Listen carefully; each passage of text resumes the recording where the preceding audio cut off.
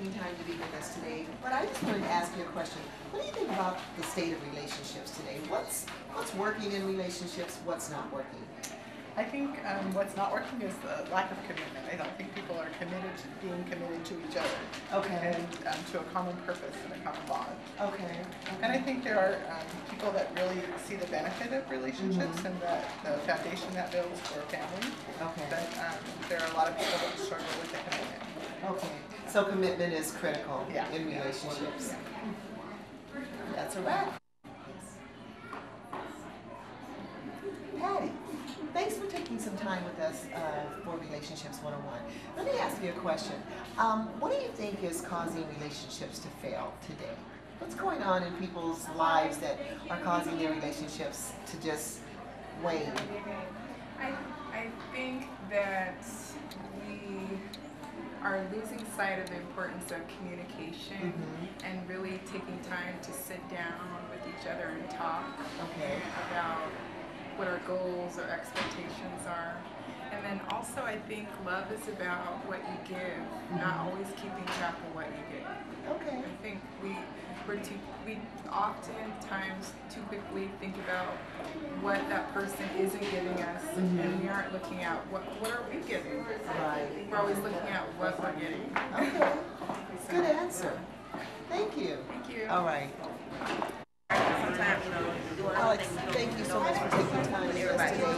Just to answer a couple of questions for our audience. What do you think about relationships today? What do you think is working and what's not working? What is working and what's not working? I have one answer for that. I think right now, kind of the stress of the time, the financial issues, the job issues, things like that, I think that is actually kind of a problem and kind of beneficial at the same time. That puts a lot of stress on relationships. At the same time, though, it gives a lot of opportunity for growth. So I think that's working and hurting. Okay. Okay. Thank you so much for your time. We appreciate it. No problem. Thank you. Ronald, thanks for just taking a few minutes of your time to spend with us. I'm asking and going around asking people, what do they think about relationships today? What's working, what's not working? What do you see as failure or breakdown in relationships from your own personal observations?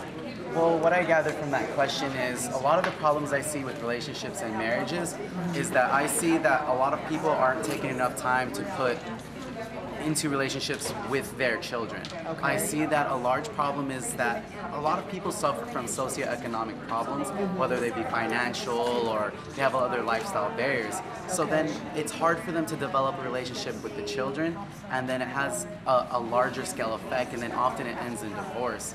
I know that here in America we have a very high divorce rate, and I believe it's tenfold. It's not just that there's not necessarily any love in the relationship, but there's more of other problems that have to do with, say, education or establishing a relationship with the children, and then it blows into a divorce. So I believe that the way to address this problem is to really get back up on your feet first financially, because then the number one stress here, especially in the Inland Empire, is a financial problem.